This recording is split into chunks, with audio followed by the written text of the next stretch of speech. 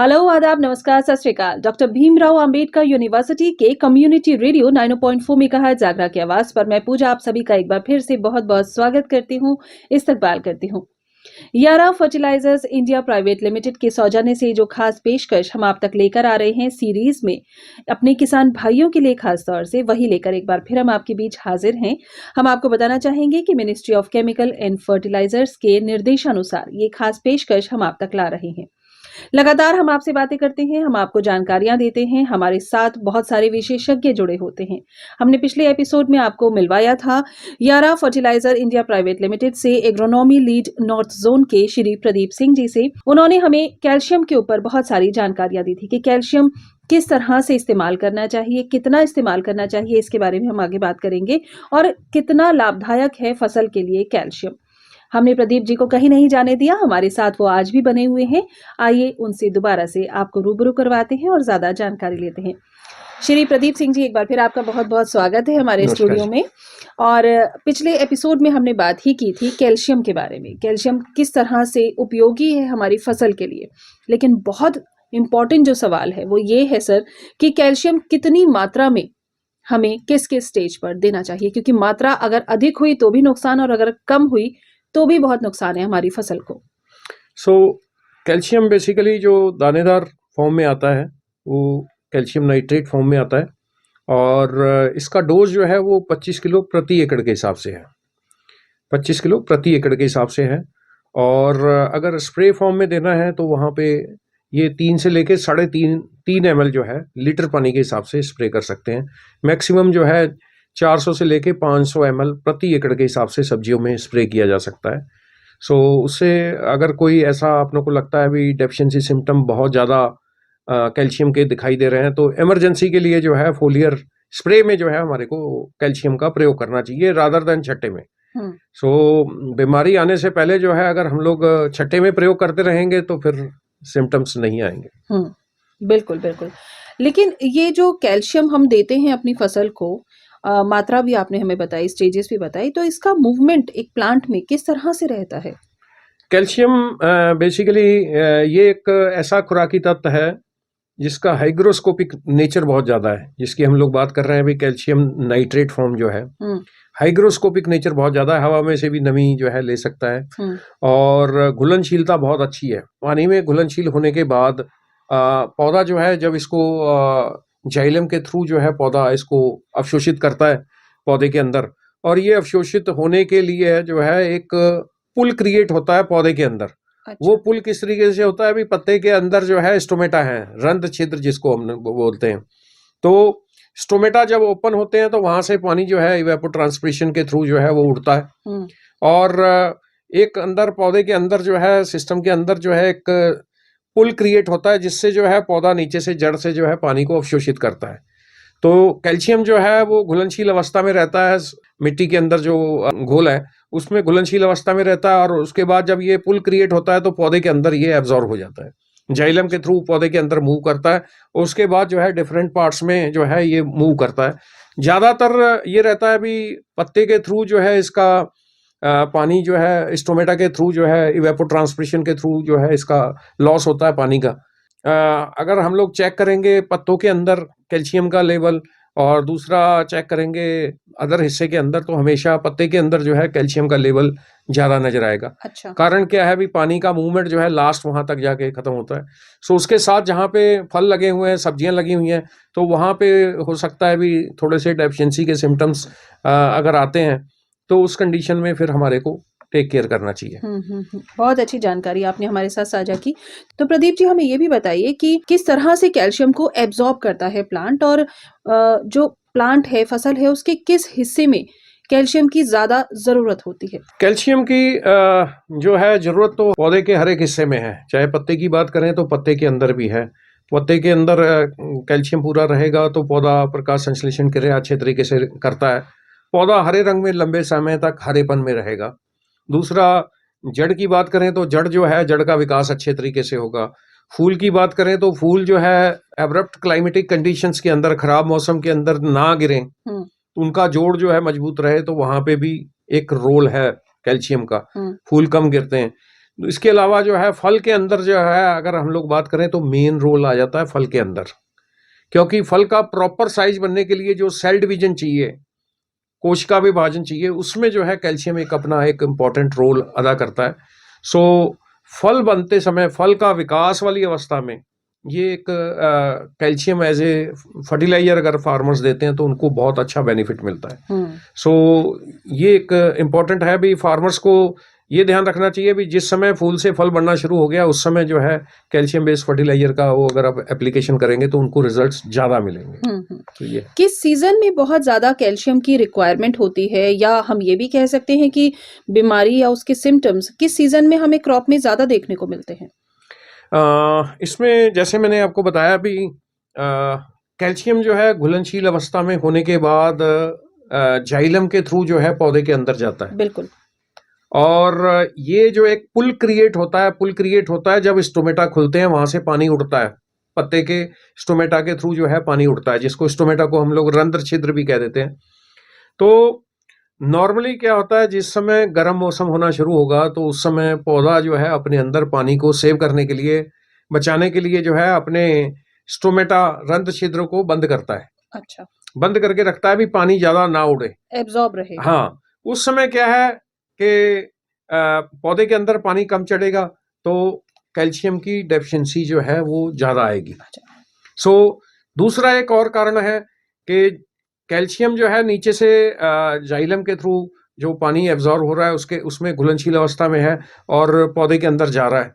सो वो अगर थोड़ी मात्रा में जा रहा है और ऊपर वाले हिस्से में जो है फल ज्यादा है और उनकी जरूरत जो है कैल्शियम की ज्यादा है, तो उस कंडीशन में भी जो है ये ब्लूसम एंड रॉट डिजीज जो है, बीमारी जो है वो सब्जियों में बहुत ज्यादा देखने को मिलती है। सो ये दो चीजों का ध्यान रखना है कि गर्म मौसम आएगा तो खास तौर से वो ध्यान रखें भी कैल्शियम की जरूरत जो है पौधे की बढ़ जाएगी। दूसरा ये ध्यान रखना है भी अगर पौधे के ऊपर फल बहुत ज्यादा है, संख्या में है, तो भी पौधा जो है वो कैल्शियम की कमी के लक्षण ज्यादा दिखाता है। हाँ, एक चीज है, गर्मी के मौसम में जो है इसके लक्षण सबसे ज्यादा जो है नजर आते हैं। अच्छा, किस तरह? ब्लूसम एंड रॉट डिजीज के तरीके से फल का अखीरला हिस्सा जो है खराब होता है वहां पे। हाँ, तो ये खास तौर से ध्यान रखने वाली बात है भी, जैसे गर्म मौसम आना शुरू होता है उस समय कैल्शियम बेस्ड फर्टिलाइजर का प्रॉपर छट्टे में प्रयोग या स्प्रे के तौर से जो है उसको जिम्मेदार भाई प्रयोग कर सकते हैं, ताकि आर्थिक नुकसान से वो अगर बचना चाहते हैं तो सबसे बढ़िया यह है भी गर्मी का मौसम जैसे ही स्टार्ट होता है उस समय जो नुकसान है उनको बहुत बढ़िया तरीके से रोका जा सकता है। बाकी फल के विकास की अवस्था में भी अगर मैंने छट्टे में जो है प्रयोग किया है, जिस समय फल बनना शुरू हुआ है, आगे फल का विकास हो रहा है और एक स्टेज ऐसी आ गई भी फल बहुत ज्यादा है, अभी मेरे को फल का साइज और ज्यादा विकसित करना है, तो मैं स्प्रे के तौर से भी कैल्शियम का प्रयोग कर सकता हूँ। तो इन चीजों का ध्यान रखना चाहिए। बिल्कुल बिल्कुल। तो क्या यारा फर्टिलाइजर इंडिया प्राइवेट लिमिटेड भी हमें अलग अलग फॉर्म्स में कैल्शियम प्रोवाइड कराते हैं, और कौन क्या अलग है यारा के प्रोडक्ट्स में जो कि और किस्मों से और चीजों से बेहतर है? यहाँ पर जिम्मेदार भाइयों एक खास तौर से ध्यान रखने वाली बात है भी, जो कैल्शियम के डिफरेंट फॉर्म्स आती हैं मार्केट के अंदर। सो यारा कंपनी जो है इसमें 4 तरीके की अलग अलग फॉर्मुलेशन लेके आती है। 3 फॉर्मुलेशन में से अगर 2 फॉर्मुलेशन दानेदार जो है अगर देखें तो वो तो है छट्टे के तौर पे प्रयोग कर सकते हैं, जिसमें यारा लिवा नाइट्राबोर जो है वो फॉर्मुलेशन में कैल्शियम नाइट्रेट है विद बोरोन है, 0.25% जो है उसके अंदर बोरोन है। सो 17.1% जो है उसके अंदर कैल्शियम है, 15.5% जो है वो नाइट्रोजन है, 0.25% जो है उसके अंदर बोरोन है, और इसकी दाने की जो है वो ऊपर कोटिंग की हुई है। बोरोन इसके अंदर जो लिया है ये बेसिकली है कैल्शियम को घुलनशील अवस्था में रखता है, जहाँ पे थोड़ा सा पीएच ज्यादा भी है, जहाँ पे ये डर रहता है भी मिट्टी के अंदर कैल्शियम फिक्स ना हो जाए, तो 0.25% जो बोरोन है ये बेसिकली कैल्शियम को घुलनशील अवस्था में रखता है। उसके बाद दाना बनने के बाद जो है इसके ऊपर कोटिंग की हुई है। सो यारा लिवा नाइट्राबोर जो है ये कोटेड है, ट्रॉपी कोटेड है, और इसमें एक टेक्नोलॉजी है ट्रॉपिकोट टेक्नोलॉजी, उसके थ्रू इसको कोट किया। दूसरी जो फॉर्मुलेशन है वो है यारा लिवा ट्रॉपिकोट। तो यारा लिवा ट्रॉपिकोट जो दूसरे तरीके की फॉर्मुलेशन है, दानेदार फॉर्म में है, इसके अंदर बोरोन नहीं है। तीसरे तरीके की फॉर्मुलेशन जो है वो है यारा लिवा कैल्सिनेट। यारा लिवा कैल्सिनेट के अंदर बेसिकली क्या है, ना तो कोटिंग है ना बोरोन है। बेसिकली फर्टिगेशन के लिए जो है इसका प्रयोग किया जाता है, और ड्रिप में चलाना है या फोलियर एप्लीकेशन स्प्रे करने हैं तो उस कंडीशन में यारा लिवा कैल्सिनेट जो फॉर्मुलेशन है उसका प्रयोग करना चाहिए। अगर जिम्मेदार भाई कोई स्प्रे करना चाहते हैं या ड्रिप के अंदर चलाना चाहते हैं, अगर ये सॉइल ग्रेड वाला कैल्शियम नाइट्रेट का सिलेक्शन कर लेते हैं, जैसे यारा लिवा नाइट्रावोर है या यारा लिवा ट्रॉपिकोट है, तो उस कंडीशन में उनको सबसे बड़ा चैलेंज जो आता है भी, जब वो घोल बनाने के बाद जो उसके ऊपर दाने के ऊपर कोटेड मटेरियल है वो उनकी नोजल्स को चौक कर सकता है। उसके बाद वो फिर कॉल करेंगे यारा के कस्टमर केयर पे भी, आपका जो है प्रोडक्ट जो है हम लोग स्प्रे नहीं कर पा रहे हैं प्रॉपरली, इसका घोल नहीं बना है। तो वो जो कोटेड मटेरियल है जब घोल बनाएंगे तो पानी के ऊपरली सतह पे आ जाएगा, ऑर्गेनिक मटेरियल है। तो ये खास तौर से ध्यान रखना है भी। छट्टे में हमारा जो यारा कंपनी के जो 2 उत्पाद हैं, यारा लिवा नाइट्रावोर वो प्रयोग कर सकते हैं या यारा लिवा ट्रॉपिकोट प्रयोग कर सकते हैं। दूसरा जो है स्प्रे के फॉर्म में अगर जाना है तो स्प्रे के फॉर्म में जाने के लिए जो है सबसे बेस्ट जो है फॉर्मुलेशन आती है याराविटा स्टॉपिट करके। YaraVita Stopit basically calcium chloride based product है। इसके अंदर 11% जो है वो कैल्शियम है और प्योरली फॉर्मुलेटेड प्रोडक्ट है।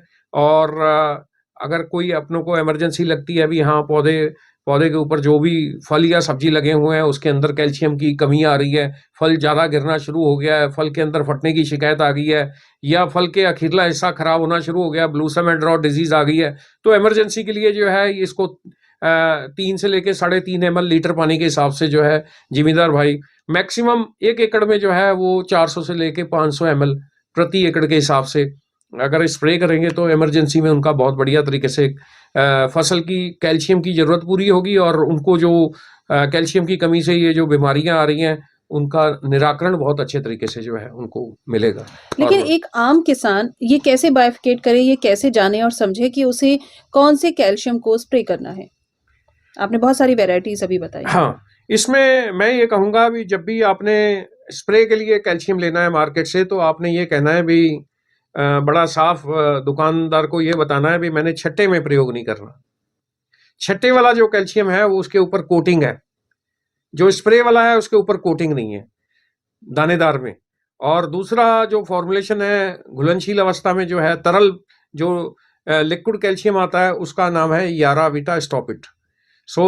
आप या तो दुकानदार को ये कहना है भी दानेदार में यारा लिवा कैल्सिनेट दे दो, या स्प्रे वाला जो लिक्विड फॉर्म में है तरल फॉर्म में है याराविटा स्टॉपिट दे दो।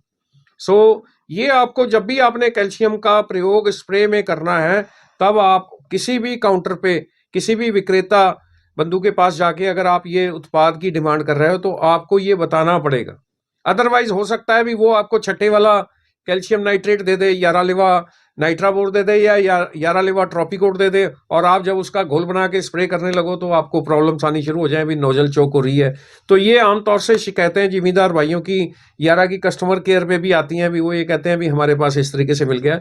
तो बेटर ये होगा भी आप अपनी तरफ से ये डिमांड रखो भी हाँ हमारे को यारा लिवा कैल्सिनेट दो या याराविटा स्टॉपिट दो, ताकि आपको स्प्रे करते समय या ड्रिप में आपको ये दिक्कत ना आए भी कोई नोजल ना चौक हो।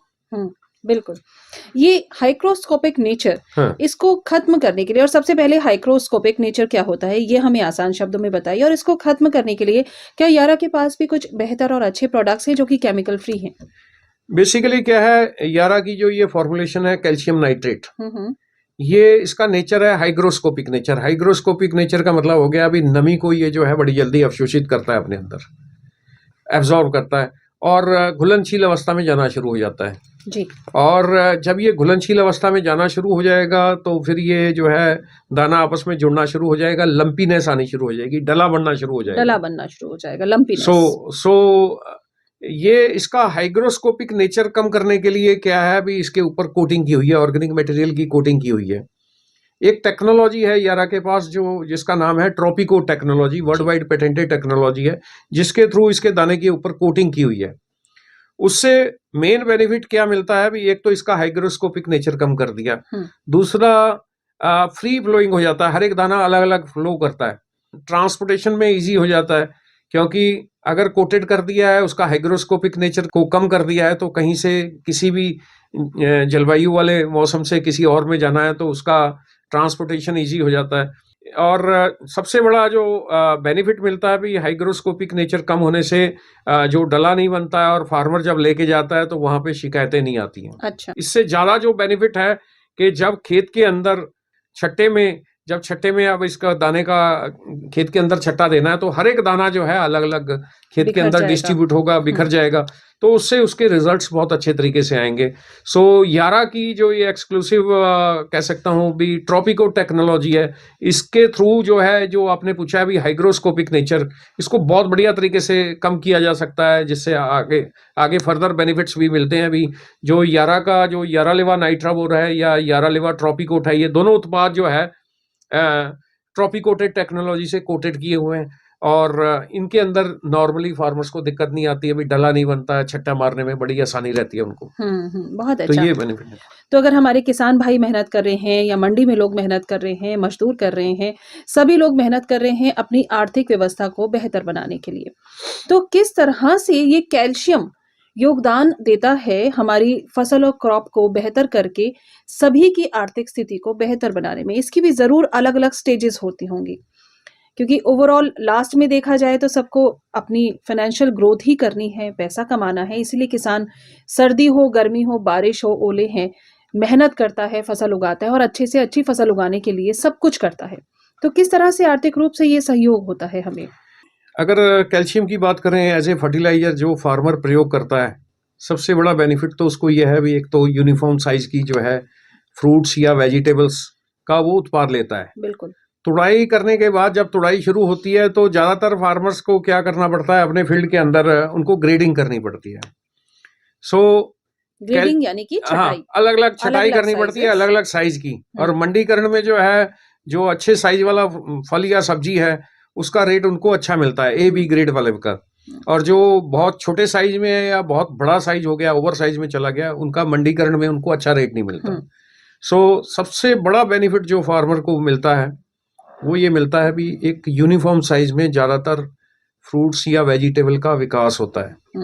मंडीकरण में उनको प्रीमियम मिलता है। जब वो मंडी के अंदर जाते हैं तो आउटर जो स्किन की क्वालिटी है वो बहुत अच्छे तरीके से होती है, जो छिलके की क्वालिटी है, आउटर जो क्वालिटी है उसकी बहुत अच्छे तरीके से विकसित होती है। मंडीकरण में उसको 50 पैसे से लेके 1.5 रुपया 2 रुपए किलो तक का उसको प्रीमियम मिलता है।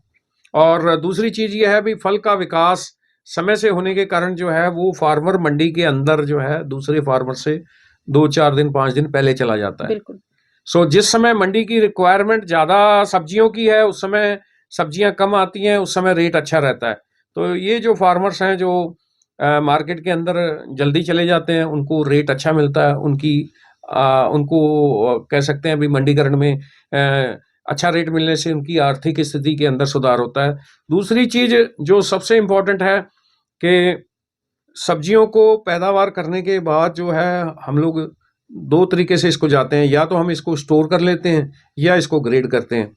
स्टोर में बेसिकली क्या है, अगर मैंने कैल्शियम की कमी वाली कुछ सब्जियों को जैसे आलू हो गया या और होगी, इनको मैंने स्टोर किया।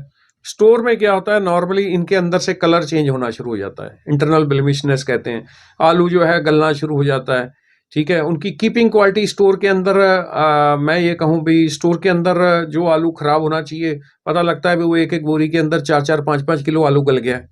नॉर्मली जो थोड़ा सा न्यूट्रिशन का ध्यान रखते हैं वहां पे 400-500 ग्राम आलू निकलता है एक बोरी के अंदर। सो कैल्शियम के थ्रू जो है कीपिंग क्वालिटी का सुधार बहुत अच्छे तरीके से किया जा सकता है स्टोर के अंदर। कोल्ड स्टोरेज के अंदर स्टोरेज जो है, स्टोरेबिलिटी को बहुत अच्छे तरीके से बढ़ाया जा सकता है और स्टोर के अंदर जो ये लॉस होता है वो उसको मिनिमाइज किया जा सकता है। हाँ, स्टोर के अंदर जो सब्जियों का गलना है वो अन्य खुराकी तत्वों का प्रयोग ज्यादा करने से भी है। जैसे नाइट्रोजन का खाद का प्रयोग ज्यादा कर लेते हैं, पोटाश का बिल्कुल नहीं करते हैं, पोटाश का कम करते हैं, कैल्शियम का बिल्कुल नहीं करते हैं। सो अगर इन खुराकी तत्वों की बैलेंसिंग जिम्मेदार भाई सब्जियों के अंदर भी करते हैं तो कीपिंग क्वालिटी को स्टोर के अंदर, कोल्ड स्टोरेज के अंदर रख रखाव को बहुत अच्छे तरीके से बढ़ाया जा सकता है। दूसरी चीज ये है भाई स्टोर से निकालने के बाद इसको अगर मैंने स्टोर में भी नहीं रखना है, मैंने उसको ग्रेडिंग करनी है। जैसे मटर है तो मटर के अंदर अलग अलग साइज का दाना विकसित हुआ है, तो ग्रेडिंग में जो है अंडर साइज का लॉस बहुत ज्यादा है। सो जो प्रोसेसिंग वाले हैं उनको लॉस बहुत ज्यादा है। अगर मेरे सब्जी का जो है साइज अलग अलग है, उन्होंने अगर प्रोसेस करना है तो उनकी जो फाइनल प्रोड्यूस है उसकी क्वालिटी अच्छी नहीं बनेगी। सो प्रोसेसिंग वाले भी जो बिजनेसमैन हैं उनको भी ये सबसे बड़ा बेनिफिट मिलता है। भी अगर क्वालिटी अच्छी है तो वो फार्मर को रेट अच्छा देते हैं, और उनको प्रोसेसिंग में जो फाइनल प्रोड्यूस है वो ज्यादा तैयार होता है, उनका वेस्टेज कम होती है उसकी, और उनका क्वालिटी पैरामीटर्स में वो जो है वो प्रोडक्ट जो है ऊपर चला जाता है, तो उनको भी ये बेनिफिट मिलता है। बिल्कुल। सो ये एक सबसे बड़ा मैं ये कहूंगा भी हर स्टेज में फार्मर्स को बेनिफिट है। फार्मर को भी बेनिफिट है, जो कोल्ड स्टोरेज में जिसने स्टोर करना है उसको भी बेनिफिट है, जिसने इसको ग्रेडिंग करनी है उसको भी बेनिफिट है। इवन दो जो रेडी के ऊपर जो है सब्जियां खरीद के उसको बेचना है, तो जैसे मैं एक एग्जांपल दे रहा हूँ भी, गोभी है, एक खेत के अंदर कैल्शियम का एप्लीकेशन किया हुआ है, कैल्शियम बेस्ड फर्टिलाइजर का एप्लीकेशन किया हुआ है, एक में नहीं किया हुआ है। सो इस तरीके की गोभी जो है जहां पे किया हुआ है, अगर आज नहीं बिकती है तो अगले दिन वो फ्रेश नजर आएगी। सो कैल्शियम बेस्ड फर्टिलाइजर का एप्लीकेशन करने के बाद फ्रेशनेस जो है वेजिटेबल्स के अंदर लॉन्ग टाइम के लिए नजर आती है, दिखती है। सो जिसका रेडी पे आज अगर पूरा तरीके से सब्जी नहीं बिकी है तो वो अपना दूसरे दिन या तीसरे दिन तक उसको बेच लेगा, उसके अंदर फ्रेशनेस मेंटेन रहेगी तो वो प्राइस अच्छा ले लेगा। तो वहां पे भी एक जो है एक इसका असर देखने को नजर आता है। और ऐसा हमने करके देखा है, उसको गोभी को फूल को जो है 5-6 दिन रख के देखा है, जहां पे नई एप्लीकेशन किया है, इसको प्रयोग किया है, वहां पे गोभी के फूल के ऊपर हल्का सा कालापन आना शुरू हो जाता है, गोभी का फूल मुरझा जाता है। उसको मंडीकरण करना है तो उसकी मार्केट वैल्यू जो है वो कह सकते हैं नहीं मिलती है। हाँ, अच्छी नहीं मिलेगी। यानी सभी को फायदा है, किसानों को सभी लेवल पे फायदा है, कोल्ड स्टोरेज पे फायदा है, प्रोसेसिंग को फायदा है, साथ ही साथ जो सब्जी वाले हैं सभी को फायदा है, और जो उपभोक्ता हैं जो उसको कंज्यूम कर रहे हैं, सब्जी ले रहे हैं, उनको भी फायदा है, क्योंकि उनको अच्छी सुंदर बेहतर सब्जी मिलती है। नो डाउट पैदावार के अंदर जो है बहुत अच्छे तरीके से जो है, जब फल या सब्जी का साइज अच्छा बनेगा, उसका वजन अच्छा रहेगा और यूनिफॉर्म साइज में डेवलप होगा, तो ओवरऑल पैदावार के अंदर जो है बढ़ोतरी बड़े क्लियर कट उसमें वे में फार्मर जो है वो देख सकते हैं। तो ये तो यही बात हो गई प्रदीप सिंह जी, जैसे इंसान को खड़ा रहने के लिए, सेहतमंद रहने के लिए कैल्शियम की बहुत जरूरत है, अपनी हड्डियों को मजबूत रखने के लिए, वैसे ही हमारी फल, हमारे सब्जियों को, हमारे जितनी भी फसल है उसको सेहतमंद रखने के लिए कैल्शियम की बहुत ज्यादा जरूरत है। बिल्कुल जी, बिल्कुल। एक चीज मैं यहाँ पे थोड़ा सा और कहना चाहूंगा कि आजकल जो है कंपटीशन का युग है। ऐसा नहीं है भी हम सब्जियां उगा के हम लोग सिर्फ यहाँ पे डोमेस्टिक मार्केट के अंदर ही प्रयोग करेंगे, या फल उगाने के बाद हम लोग डोमेस्टिक मार्केट के, इंडिया की मार्केट्स के लिए ही प्रयोग करेंगे। आजकल मार्केट्स ओपन है, अगर हम अच्छी क्वालिटी की सब्जियां तैयार करके उसको प्रोसेस करके एक्सपोर्ट कर सकते हैं तो वहां पे भी जाया जा सकता है। सेम फलों के अंदर भी है, अगर हमारी क्वालिटी, फल की क्वालिटी अच्छी है, ग्रेड्स हम लोग अच्छे तैयार कर सकते हैं, ठीक है जी, तो हम लोग उसको मैक्सिमम एक्सपोर्ट भी कर सकते हैं। सो मेरा ये मानना है, जो मेरा अपना इस लाइन में मैं अलग अलग फसलों के ऊपर जो है कैल्शियम का जो मैं इम्पैक्ट देख रहा हूँ, रिजल्ट देख रहा हूँ, कि अगर आपने अच्छी क्वालिटी की सब्जियां और फल तैयार करने हैं, और अगर आप डोमेस्टिक मार्केट के अलावा अगर इंटरनेशनल मार्केट को भी देख रहे हो, अगर एक्सपोर्ट के लिए देख रहे हो, तो आपको अपने फलों और सब्जियों में आपको कैल्शियम बेस्ड फर्टिलाइजर के लिए जाना पड़ेगा। वाह, बहुत अच्छा। और इससे आपकी फाइनेंशियल ग्रोथ ही होगी, आपकी आर्थिक व्यवस्था सुधरेगी और आप बड़े पैमाने पे, हमारे किसान भाई एक बड़े बिजनेसमैन हो जाएंगे, बड़े किसान हो जाएंगे। बिल्कुल बिल्कुल। बहुत सारी जानकारियां आपने हमें कैल्शियम के बारे में दी है, लेकिन अब मैं आपसे वो पूछना चाहती हूँ कि ये तो सारी बातें वो हुई जो हमारे साइंटिस्ट भी हमें बताते हैं, जैसे आप भी हैं, लेकिन धरातल की अगर हम बात करें, जब हम फील्ड पर जाते हैं, जब हम किसान भाइयों के साथ उनके खेतों में जाते हैं, तो ऐसे बहुत सारे चैलेंजेस आपको देखने को मिलते होंगे, या उनके ऐसे बहुत सारे एक्सपीरियंसेस होंगे जो आपको भी कई बार हैरान कर देते होंगे, और वो कहीं किसी किताब में नहीं है। कुछ उसके बारे में बताइए। यहाँ पर मैं अपना एक एक्सपीरियंस आपको बहुत बढ़िया तरीके से यहाँ पे शेयर करना चाहता हूँ। सारे जितने भी जिम्मेदार भाई यहाँ पे इस प्रोग्राम को देख रहे हैं, खीरे वाले फार्मर्स को मैं मिलता था, शिमला मिर्च वाले फार्मर्स को मिलता था, जहां जहां अलग अलग पॉकेट में शिमला मिर्च लगती है, जैसे मैं एक एग्जांपल दे रहा हूँ भाई, पंजाब के अलग अलग पार्ट्स में जहां भी शिमला मिर्च लगती है, ऐसी 4-6 पॉकेट हैं, और वहां पे 500 एकड़ से लेके 1000-2000 एकड़ तक जो है वो हरी मिर्च या शिमला मिर्च लगती है, कहीं पे खीरा लगता है। तो नॉर्मल ट्रेंड में क्या करते हैं फार्मर्स, जिमीदार भाई क्या करते हैं भाई, वो नाइट्रोजन खाद का प्रयोग बहुत ज्यादा करते हैं। दूसरा, फॉस्फेटिक फर्टिलाइजर का प्रयोग जिसमें डीएपी है उसका प्रयोग बहुत ज्यादा करते हैं। हर बार एप्लीकेशन करेंगे वो डीएपी का, हर बार प्रयोग करेंगे। सो इन खादों का तो प्रयोग वो बहुत ज्यादा करते हैं। अगर दूसरी तरफ जिन खादों ने क्वालिटी तैयार करनी है, उसमें पोटाश आ गया, कैल्शियम आ गया। जिन खादों ने साइज बनाना है, वो पोटाश आ गया, कैल्शियम आ गया। उन खादों का प्रयोग वो जो है अपने खेतों में बहुत कम करते हैं। सो मैं ऐसे फार्मर जो शिमला मिर्च के अंदर 7 बैग प्रयोग करते थे डीएपी का, मैं उनको 1.5 बैग तक लेके आया हूं। क्योंकि डीएपी फर्टिलाइजर अगर ज्यादा प्रयोग होगा आज की डेट में, अगर मैं 100 सैंपल मिट्टी के जांच करवाता हूं तो लगभग 70%, 60 से लेके 70% जो है मिट्टी के सैंपल के अंदर जो है फास्फोरस खाद का जो है वो लेवल जो है वो ज्यादा आ रहा है। सो अगर मिट्टी के अंदर फास्फोरस का लेवल ज्यादा है तो वो अन्य खुराकी तत्वों के लिए खतरा है। खास तौर से जिंक जो है खुराकी तत्व का, फिर वो अवशोषण नहीं करने देगा, उसके साथ जो है वो प्रेसिपिटेट करेगा सॉइल के अंदर, मिट्टी के अंदर जो है वो जिंक के साथ रिएक्शन करेगा। और वो पौधे को जिंक अगर उपलब्ध नहीं होगा तो जो जिम्मेदार भाई सब्जी की खेती करते हैं तो वहां पे उनको हो सकता है भी जिंक की कमी के लक्षण पत्तों के अंदर, और फूल लेट आने का, फूल कम आने का, वो दिक्कतें भी पैदा होती हैं। सो ऐसे जिम्मेदार भाइयों को मैं डीएपी के डोजेस कम करवा के, यूरिया के डोजेस कम करवा के उनको मैं कैल्शियम और अन्य खुराकी तत्वों के ऊपर जब लेके गया हूं तो उनके सब्जी की क्वालिटी के अंदर, फल की क्वालिटी के अंदर बहुत अच्छे तरीके से सुधार आया। मंडीकरण में उनको रेट बहुत अच्छा तरीके से मिला है। और खास तौर से मैं ये जो आलू वाले जिम्मेदार हैं भाई हैं, उनको भी मैं ये कहता हूं भी बहुत ज्यादा आलू के अंदर बहुत ज्यादा डीएपी का जो प्रयोग करते हैं। जो एक ट्रेंड चल रहा था 4-4, 5-5 बैग डीएपी के डालते थे। तो अगर मिट्टी के अंदर फास्फोरस बढ़ेगा तो ये हमारे लिए आने वाले समय में बहुत सारी प्रॉब्लम्स पैदा करेगा। और ऐसे जिम्मेदार भाइयों को आलू के अंदर भी मैं जो है 4-4, 5-5 बैग से कम करवा के आज वो मैं उनको 3 बैग पे लेके आया हूँ। इसके अलावा ये खर्चे को मैं अन्य खादों के ऊपर प्रयोग करवा रहा हूँ, जो कि मिट्टी की जांच में ये पता लगता है भी उनके खेत के अंदर मैग्नीशियम की कमी है तो मैं उनको कहता हूँ मैग्नीशियम डालो। इसके अलावा कैल्शियम की कमी है तो आप उसको कैल्शियम में डालो। सल्फर की कमी है तो सल्फर पे। खाली यूरिया का छट्टा बार बार देना या डीएपी का छट्टा देना, उससे क्वालिटी के अंदर सुधार नहीं आता कभी। फल का साइज प्रॉपरली नहीं विकसित होगा, मंडीकरण में रेट अच्छे नहीं मिलेंगे, बीमारियों का अटैक जो है उनके खेतों में हमेशा ज्यादा आएगा। अगर मैं यूरिया खाद का प्रयोग ज्यादा कर रहा हूं तो हो सकता है भी मेरी कमर से जो है वो स्प्रे वाली ढोली जो है उतरे ही ना। एक कीड़े का अटैक आया, मैं उसको कंट्रोल करूंगा, फिर दूसरी बीमारी का अटैक आ जाएगा, फिर मैं उसको कंट्रोल में करने लगूंगा। ये जो मैं ये कहूंगा भी ये प्रथा जो है गलत तरीके से खादों का प्रयोग करने से अन्य फसलों के ऊपर भी जो है कीटों का अटैक ज्यादा आना, बीमारियों का अटैक ज्यादा आना, बार बार कीटनाशक दवाइयों का, फफूंदी नाशक दवाइयों का प्रयोग करने से ये जो सारी चीजें आखिर फूड सिस्टम के अंदर आएंगी तो इससे जो है और अन्य बीमारियों का जो है वो विकास जो है वो एक गलत मैं कहूंगा भी है। और इसको रोकना बड़ा जरूरी है। और बैलेंस न्यूट्रिशन जो है वो अगर जिम्मेदार भाई प्रयोग करेंगे तो उनका खर्चा भी कम होगा, मिट्टी जो है लंबे समय तक वो उर्वरक बनी रहेगी।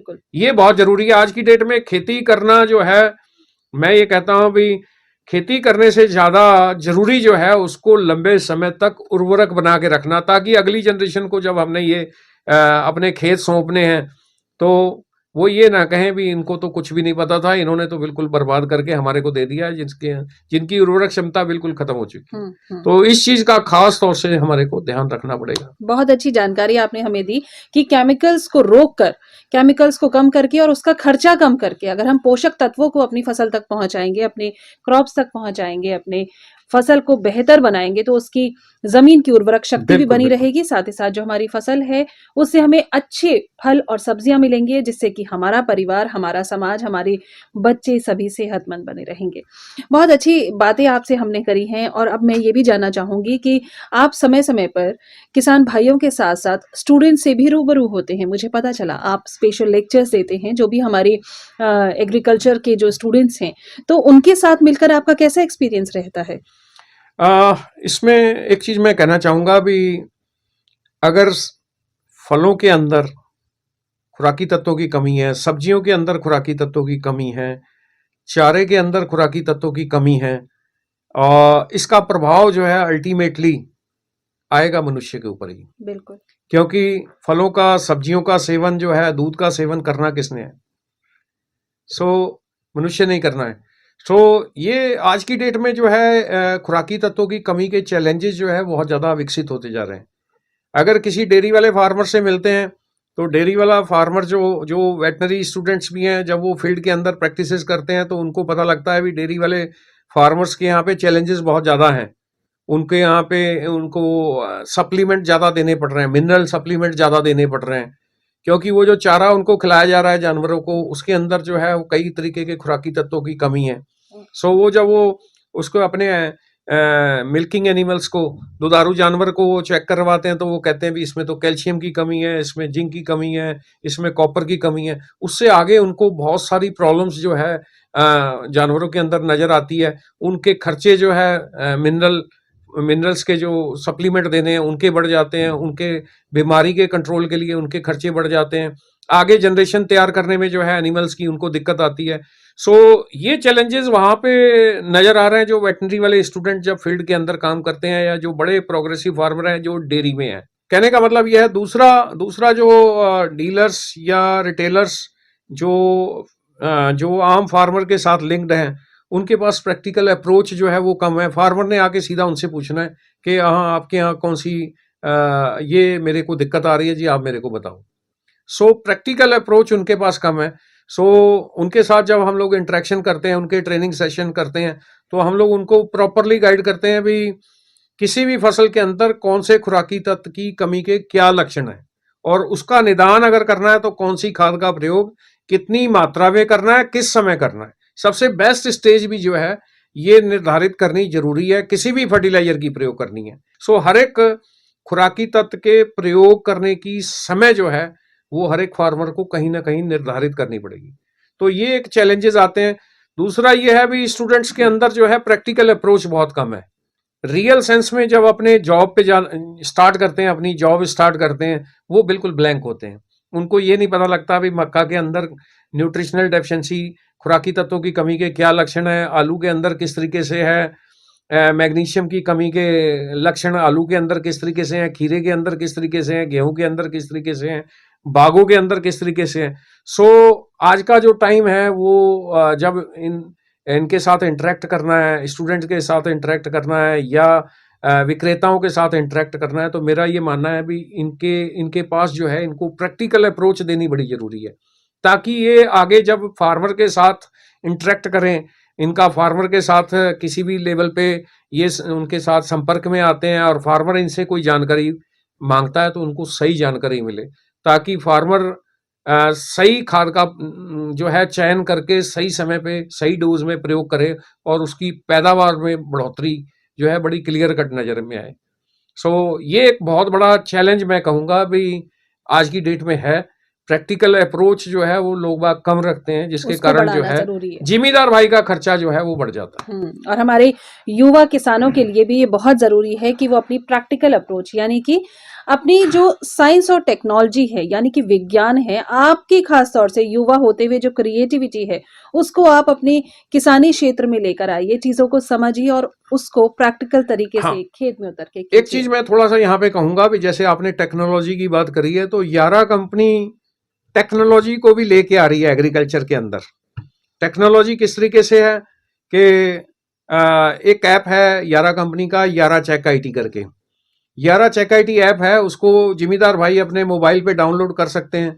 डाउनलोड करके उसमें फसल को निर्धारित कर सकते हैं भी कौन सी फसल के ऊपर वो कमी के लक्षण देखना चाहते हैं, तो उसको सेलेक्ट करेंगे। जैसे मैं आलू का फार्मर हूँ, आलू के बाद मैंने मक्का लगानी है, तो मैं उसमें आलू सेलेक्ट कर लूंगा, मक्का सेलेक्ट कर लूंगा, उसके बाद मैंने धान लगाना है। 3 फसलों को मैं सेलेक्ट कर लूंगा। उसके बाद मैं उन फसलों के अंदर जाके मैं अलग अलग खुराकी तत्वों की कमी के लक्षण मैं वहां पे देख सकता हूँ। वहां पे फोटोग्राफ्स दिए हुए हैं और अगर ये कमी के लक्षण आ रहे हैं तो कौन सा उत्पाद प्रयोग करना है वो देख सकता हूँ। इसके अलावा दूसरा डिजिटल टूल जो है यारा का है, वो है यारा टैंक मिक्स। अगर मैं उस खाद का प्रयोग करना चाहता हूं, उस समय मेरे को कोई कीट का प्रबंधन करना है, फफूंदी का प्रबंधन करना है, फंगस का प्रबंधन करना है, तो क्या मैं उन कीटनाशक दवाइयों को, फफूंदीनाशक दवाइयों को इन खादों के साथ मिक्स करके प्रयोग कर सकता हूं? तो उसके लिए एक अलग से ऐप है जिसका नाम है यारा टैंक मिक्स ऐप। सो यारा टैंक मिक्स ऐप को जो है वो मैं अपने मोबाइल पे डाउनलोड करके वहां से मैं चेक कर सकता हूं भी हाँ, मैंने जिंक का प्रयोग करना है, स्प्रे वाली जिंक का याराविटा जिंट्रैक का प्रयोग करना है, उसको मैं 1261 के साथ प्रयोग कर सकता हूँ, नहीं कर सकता हूँ? वहां पे फास्फोरस है, यहाँ पे जिंक है। जब आपस में मिलाएंगे घुल फट जाएगा, तो वो उसके अंदर रिपोर्ट आएगी एक क्रॉस की, रेड कलर के क्रॉस की भी इसको मिक्स करके प्रयोग नहीं किया जा सकता। तो ये एक डिजिटल टूल्स हैं जिसका फार्मर को हमेशा प्रयोग करना चाहिए। बहुत सारी अच्छी जानकारियां आज प्रदीप सिंह जी आज आपने हमारे बीच में साझा की हैं। बहुत सारी अच्छी जानकारियां कैल्शियम पर खासतौर से हमारे को मिली हैं। हम चाहेंगे कि अगले एपिसोड में भी हम आपके साथ बने रहें और अगले एपिसोड में हम बात करेंगे बोरोन के बारे में। जरूर जी। बहुत बहुत धन्यवाद धन्यवाद। जी, थैंक यू सो मच धन्यवाद। For being with us. धन्यवाद। तो फिलहाल पूजा को दीजिए इजाजत। अभी हम और आपसे बात नहीं कर पाएंगे, लेकिन हाँ, अगले एपिसोड में फिर से हमारे साथ यारा के एक्सपर्ट यानी कि श्री प्रदीप सिंह जी बनी रहेंगे और बोरोन के इस्तेमाल, बोरोन कितना जरूरी है, कैसे जरूरी है, इस सब पर बहुत सारी चर्चा आपसे होगी। तब तक के लिए मुझे दीजिए इजाजत। नमस्कार। धन्यवाद।